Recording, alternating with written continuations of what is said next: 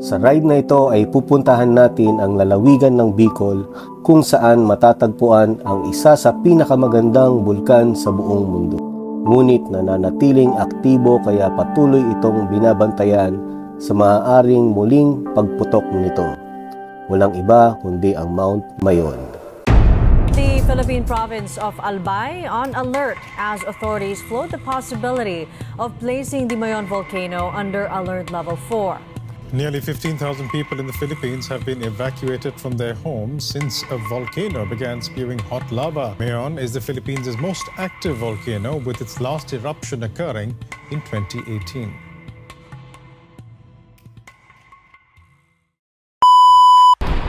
Ang maiwagang toyo! Ang maiwagang sardinas! Ang pagkain ng lahat, hindi nang maaarte. Dinerecho mo yan. Ang daming mga magagandang beach dito sa Pagbilao. Ito yung lubak na sa video ni Boss Jericho. Wow! Quezon Protected Landscape. Kaya daw dyan? Nabudol na naman ako ni Google. Ha? Ikot ako? Guys, oo, diba? Oo, diba? Malapit na tayo. Diretso, City of Naga. Pero ito na guys, kakaliwa na tayo, Kamalig Bypass.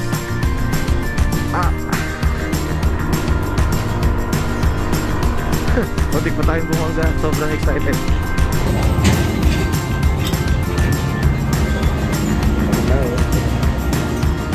Ilang taon yung pwedeng yung pinakabata na mag-drive? Ayan guys. Ibig sabihin, pwede pa rin siya mag-drive.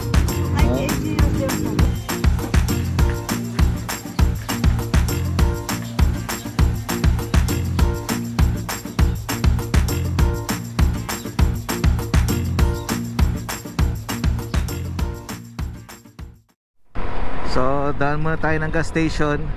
Unang pagas natin. Sa ride na rin na to, ang budget lang natin is 5,000. So, tingnan natin kung magkano magagastos natin sa buong ride, balikan, for 2 to 3 days. Depende kasi kung kakayanin pa natin yung mag 3 days. Pero hanggat maaari, ano natin, di ba? 5:37 in the morning. Nandito na tayo sa tulay ng Lumban, Laguna. Ang ganda. Ang ganda ng bundok ng Makiling. Makiling ba yan? Yan siguro yung Makiling, di ba? Yung parang babae na kayo. Ganyan. Papunta tayo ng Lumban, Lucban, Quezon. Kung dito ka sa backward dadaan from Rizal, Tanay, Pililla, Laguna, Lumban, Laguna, tapos ito, ayan, Palukban, Quezon. Ito yung madadaanan nyo. Puro zigzag na medyo may malubak.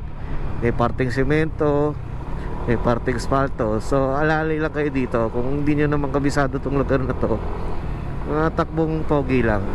Ay, so, ganda naman ng bundok na yan. Woo! Panalong panalo. Dito pa lang, Quezon pa lang, busog ka na. Paano pa kaya mamaya? Ako po. Ay, nako.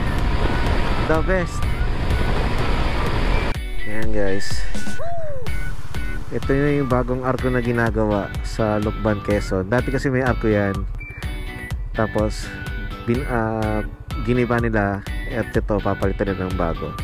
Wala pa yung nakalagay na signage pero yan. Welcome to Lucban, Quezon. Halina sa Lucban. So, meron pa tayong ilang oras pa yung bubuin natin.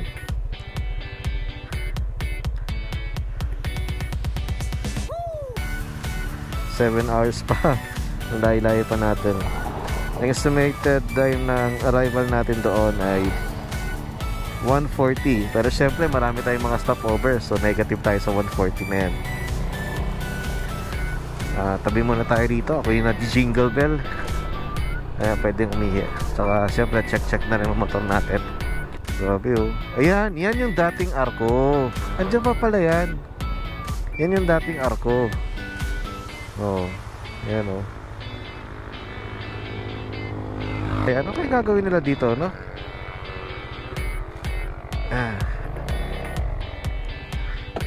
Okay.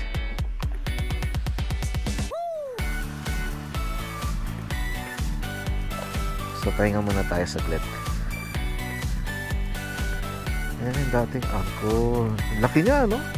Para siyang truck. Semento siya. Paano kaya nila na ibabayan? So, nakita ko na one time, nakabaan na yan eh. Wala na siya doon. Kasi hindi ko nakapapansin to. Yung dito gubatan. Alali lang guys, baka may king cobra dyan. Iihi pa naman ako. Siya, patay ko muna. Baka makita niyo yung hindi niyo dapat makita. Yung king cobra. Dito na tayo. Pa-entry na tayo sa Lucban Diversion Road. Ayan. Pag kumanan ka dito, papunta yan ng Pagsanghan, tsaka ng Kamay ni Jesus. Itong yung Diversion Road ng Lucban, para iwas na tayo doon sa town proper. Medyo ano na kasi yun,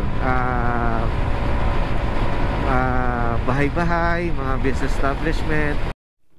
So dito tayo pinadadaan sa Tayabas Bypass Road. Ayan o. Kanan tayo rito para iwas bayan ulit, para dire-diretso ulit ang takbo natin. Parte pa rin to ng Quezon. Mga kalsada rito, mabubulaga ka eh. Kasi makinis, tapos biglang may susulpot na alon-alon, lubak-lubak. Isa kaya lilipat ka rito sa kanan, parang mas okay pa dito, mas mahaba yung makinis dito. Yan. Kanina daming dinaan lupak. Ayan o, may tatanong na naman ako. Ayan. Kaya pag hahataw ka, biglang mabubulaga ka naman, buga yan. Kaya balik ka uli sa kanan, mas safe dito sa kanan. We're now approaching sa isang highway. Ito, yan. Pag diniretso mo yan, ang daming mga magagandang beach dito sa Pagbilao. Yan, yan. To Bicol. Yan, pag diniretso mo yan, ang daming magagandang beach doon. Nandyan yung Bebal Lampas. But not sure kung sarado, kung bukas na siya. Ito yung lubak na ano, sa video ni Boss Jeric P. Wow. Again, mabalik tayo doon. Tapos napuntahan din namin yung isang magandang resort doon sa ano eh, kami ng family ko. Ang ganda, halos white, ano eh, white sand. Sulit na sulit yung biyahe mo rito. Dito sa Pagbilao, Quezon, parting Quezon, ang daming magandang beach dito. Kaya kung gusto niyo na maiba naman, kung sawa na kayo sa north, dito naman, try niyo naman yung south. Ang daming maganda dito.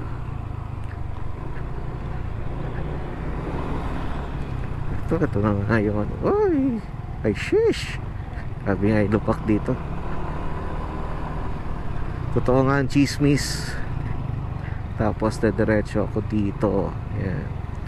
Ito na ang Bitukang Manok. We're now approaching Bitukang Manok. Kalahin mo yan, nandito na tayo sa Bitukang Manok.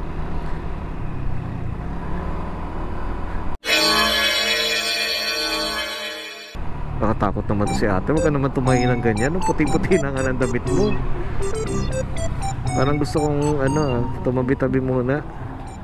Makapag-buko juice. Ayan. Ate na yung matayo pala tayong battery. Kunin natin ng video tong buong kahabaan ng ano, Bitukang Manok. Ayan o.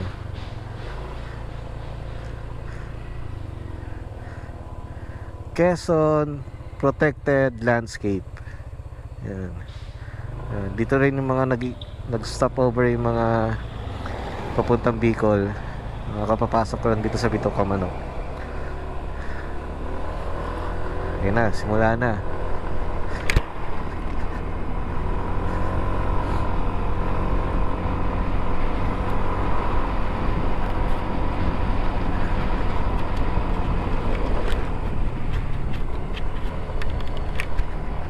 Yan ang hirap nung nawala yung lock. Mabilis siyang mabuksan. Kaya pagka nahanginan tong helmet natin, bubukas tong ano. Ayan o. Wala na yung kumokontra. So kailangan talaga mapalitan ko yung mechanism na yan.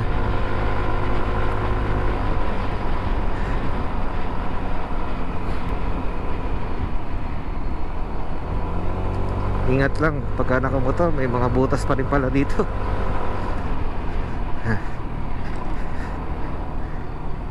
Galing dito si Boss Jeric P, nakapagpalipad ng drone niya eh.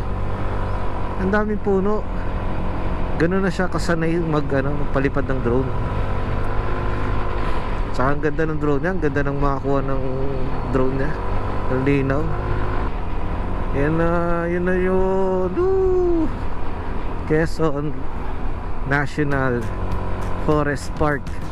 O, diba? Ang ganda rito. Wow.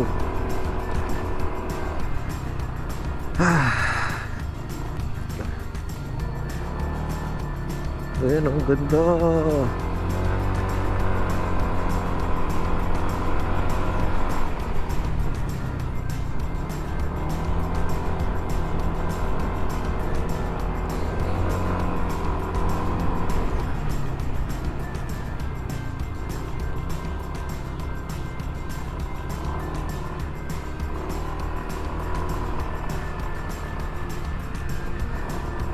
National Forest Park.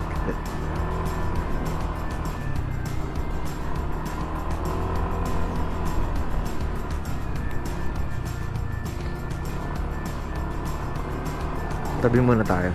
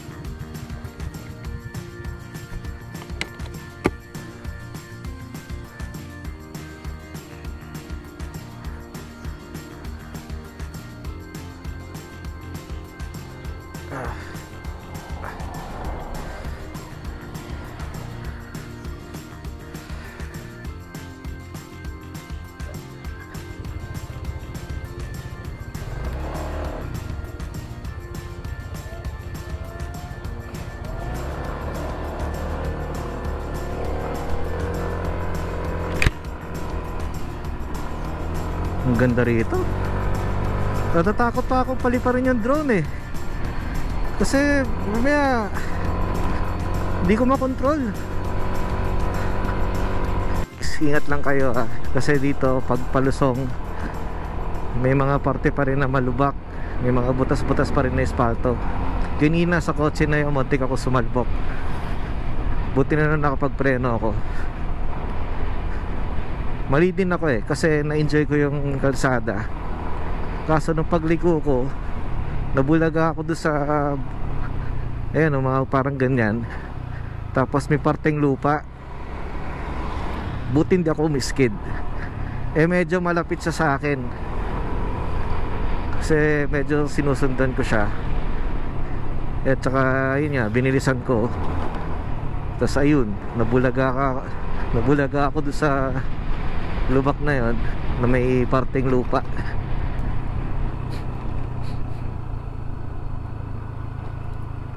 Ayan, subak pa rin. Ito yung sinasabi na siko, na pagka sasakyan ka, hinto ka muna, padaanin mo muna yung mga kasalubong kasi wide yung ikot niya dyan eh. Bitukang Manok. Ayan, Region 4A Calabar Zone. So balik na naman ulit tayo sa highway. Let's go. Ingat kayo sa mga kalsada rito ha, isang parte ng lugar to. Pag mga 3 kilometers paglabas ko sa Bitukang Manok, may mga alon-alon na espalto. Bukod sa lubak, may alon-alon pa. Yung alon na yon, pag nadaanan mo yon, parang tinataboy ka sa ibang direksyon. Magugulat ka kung hindi ka sanay sa motor mo. Kung halimbawa bagong motor mo yan o bagong bili, magugulat ka at may satumba ka dyan kasi hindi mo pa kabisado yung motor mo eh. Kaya alare kayo sa bandang area na to kasi nga ganun nga yung kalsada, yung spalto niya may alon. Siguro yan nung bagong gawa pa na hindi pa siya ganun katigas na daanan, siguro yan. Kaya parang umusog sa magkabilang side yung spalto. Medyo hindi ko kasi kabisado yung mga lugar-lugar dito sa Quezon. Kaya Maligaya chapter. May Quezon Maligaya ba? Wait lang, check natin. Pagka ganyan hindi ko alam yung mga lugar-lugar, tinitignan ko yung mga signage ng mga tindahan o kaya yung mga establishment, kasi yun yung may mga nakalagay na na address or branch name nila. Pamahalang barangay ng San Isidro, Atimonan, Quezon. Yay! Nandito pala, Atimonan, Quezon pala tayo. Atimonan, Quezon. Ito na tayo. Ito na yung pinaka-Atimonan.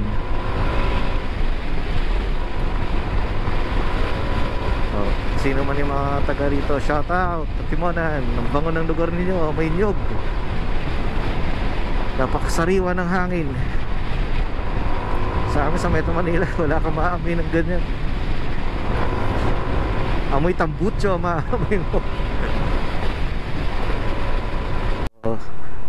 To Bicol, right, Gumaka, Atimonan, town proper. Puro kanan. Wow, dagat na. Ganda. Port of Atimonan. Atimonan, Quezon. Ganda. Dagat talaga yan. Oh, ganda.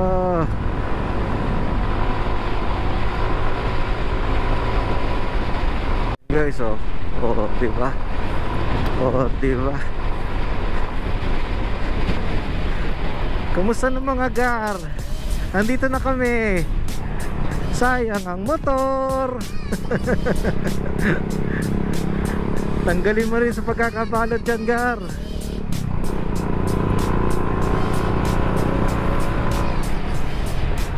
Woo.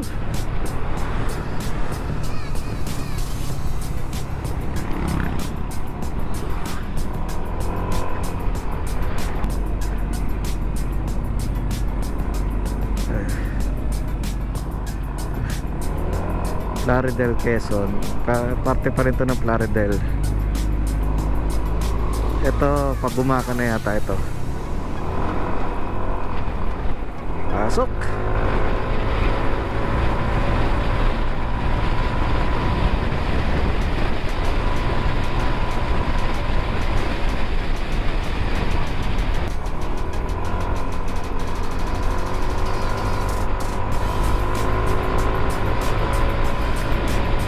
sinasabi ni Boss Jeric na ano, railless, bubulaga ka. Kaya alalay lang kayo rito. Ayan oh, mataas daw yung railless na yan, kaya dahan-dahan kayo. Yan, yo. See that?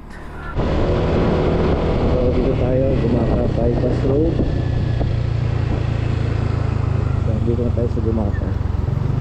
Dito yung sticker.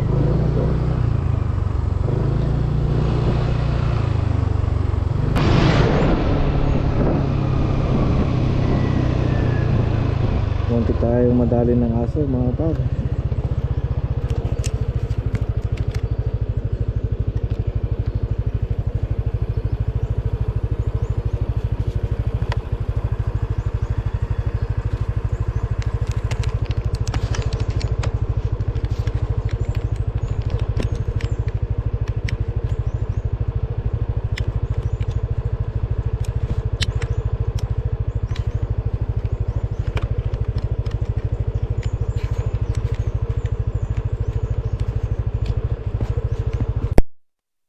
Test mic.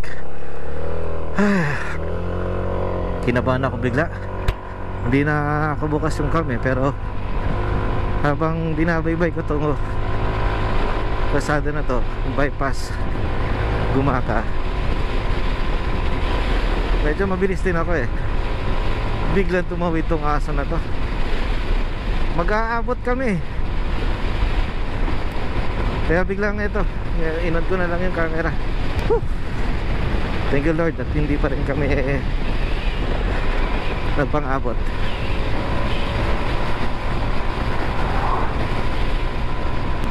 So sobrang shock ko kasi alanganin yung tawid niya at ang bilis ko. Kasi libre ito, ganyan. Ang luwag-luwag. Wala akong makita yung sasakyan. So sobrang shock ko. Hindi ko na nagawang bumusina.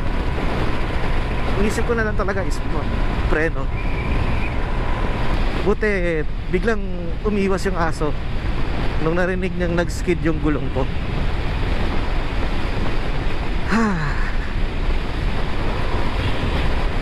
Thank you Lord. So anyway, back to good vibes ulit tayo. Nandito pa rin tayo sa Gumaka Bypass Road. So eto na, Bicol na tayo.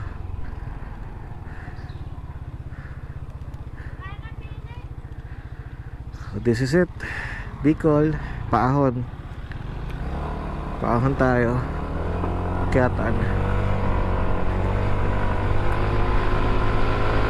End of the Gumaka bypass. Back to ano tayo, Maharlika Highway.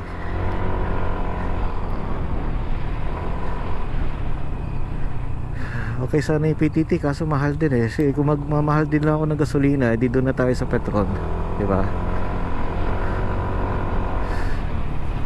So ito yung Petron. Gas up muna tayo guys, gas up. Full tank, extra unleaded. Extra pa. Yeah.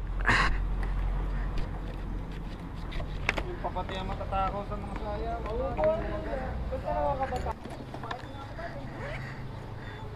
Magja-jogging ko yan, sabay bahaw. Wala rin. One.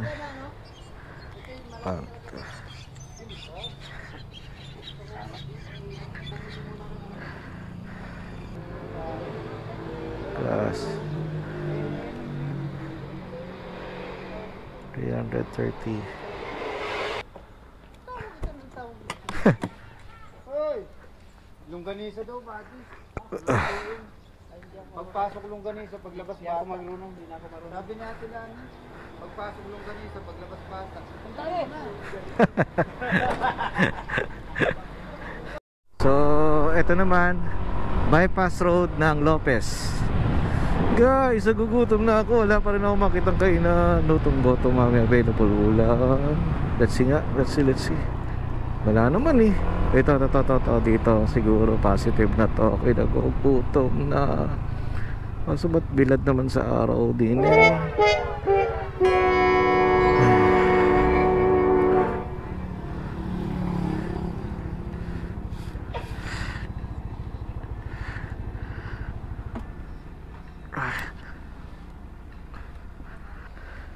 So kain na muna tayo guys, nagugutom na, tsaka kailangan din magpahinga ng motor.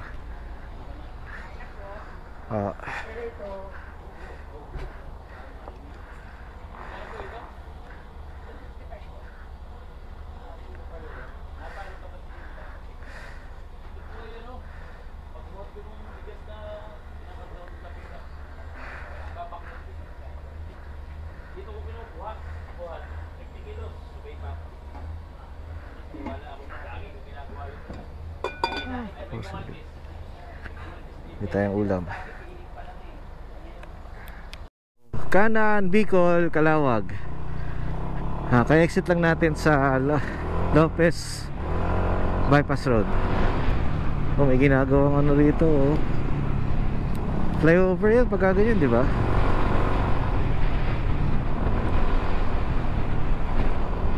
Ganda niya pag natapos yan.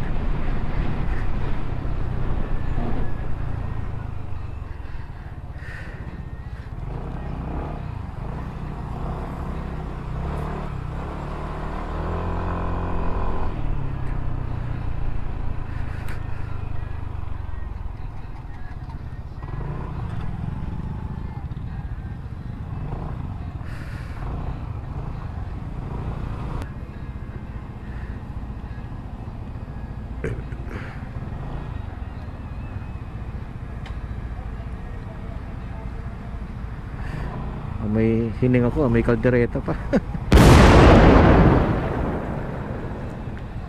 Papunta tong truck na to. Ang galing guys, tingnan mo. Nasa ibabaw ng van yung motor. Kaya pala ng van yan.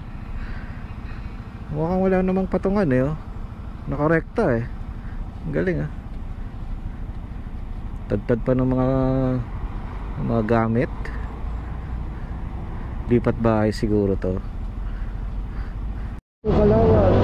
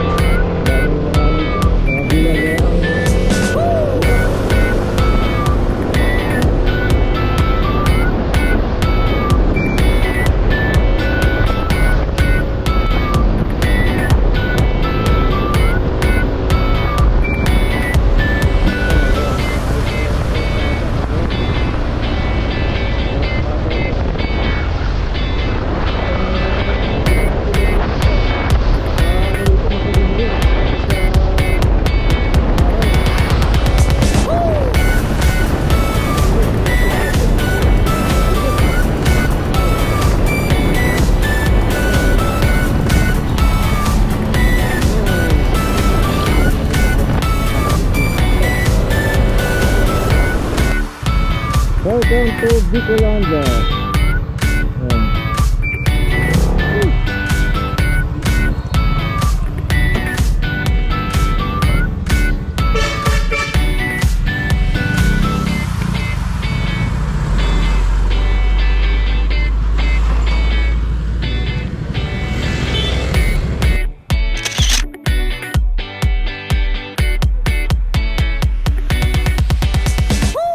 Nakakapagod na yung bahay. Biyahe. Nagbubulong na rin ako.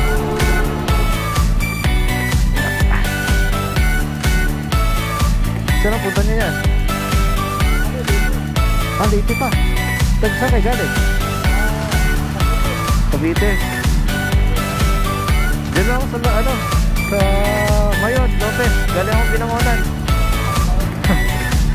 Sige, yan.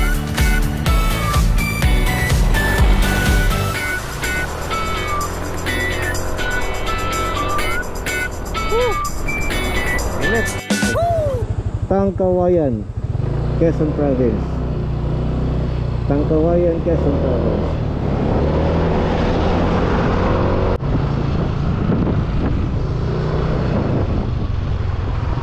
Dito nagpalipad si si Jericho. Ganda. Yan yung kinukwento niya na release ng tren, pero hindi na yata nadadaanan ng release ng tren. Parang iba na yung nagiging gamit niya. Naga left. Palapit na tayo ng palapit guys. Naga na tayo.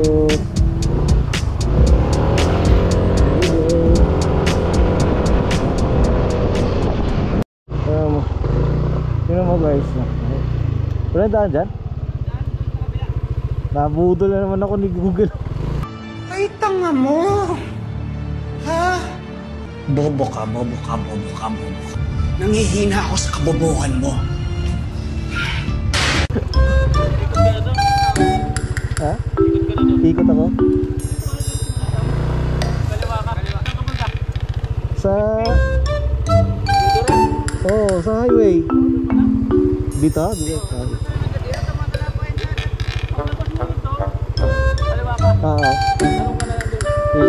Thank you. Nabudol na naman ako ni Google. Nagkiklikan tayo ni Google, mga brother. Pero tutubutin naman kasi ano naman main road pa rin naman.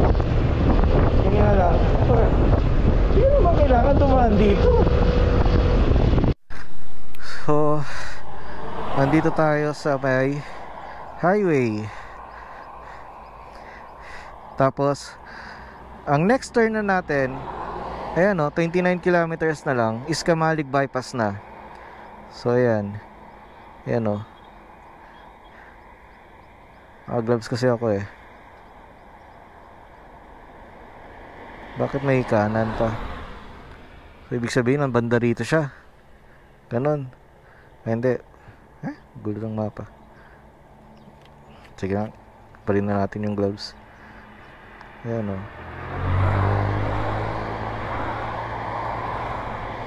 So nandito talaga siya. So baka yan na nga yung mayon. So sige, puntahan na natin. Diretso na natin to. Konti na lang. 3 kilometers.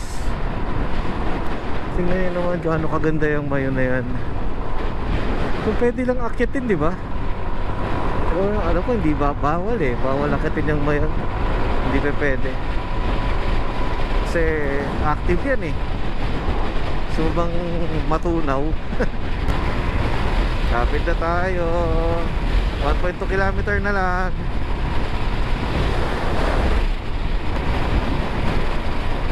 At nakakain na rin tayo sa wakas. Nagugutom uli ako. Natagtag yung kinain ko. Nawala.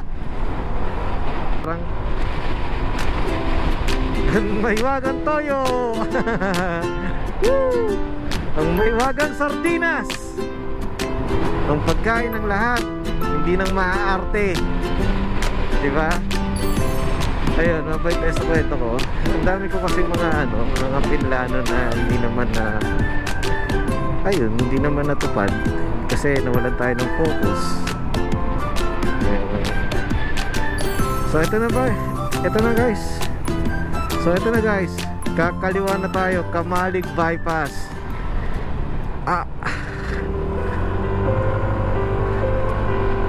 Muntik pa tayong bumangga. Sobrang excited.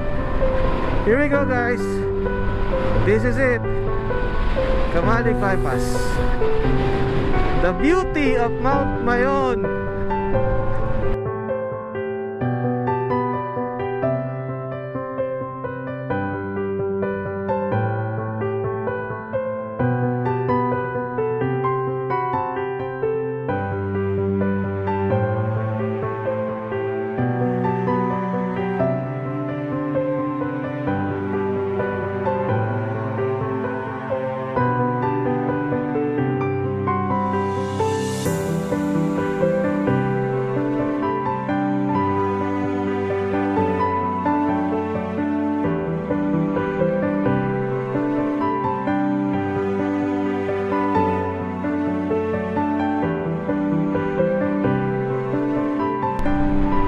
Tabi muna tayo, mag-picture tayo guys.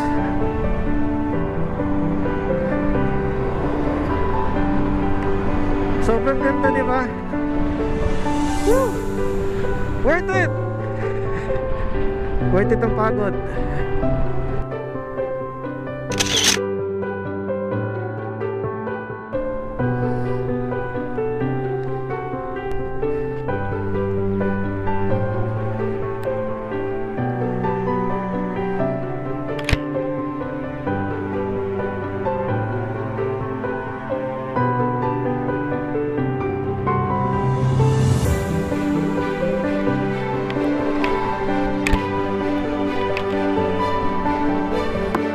Guys, finally nakarating na tayo sa Kamali Partners.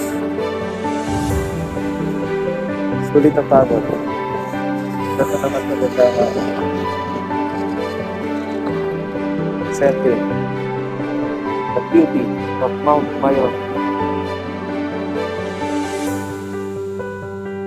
Ito sulit guys.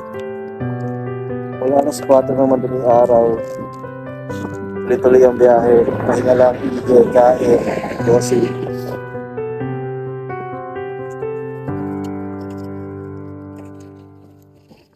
Sulit. Sulit ang pagod. Wala akong masabi. Napakaganda ng kalsada na to. Perfect na perfect para sa viewing sa Kamali Bypass. Siyempre, sa tulong ng aking kabayo na si NMAX version 1. Walang tema, walang nagpapagaya. Ay nako. Sensya na guys, medyo speechless ako. Saya at pagod.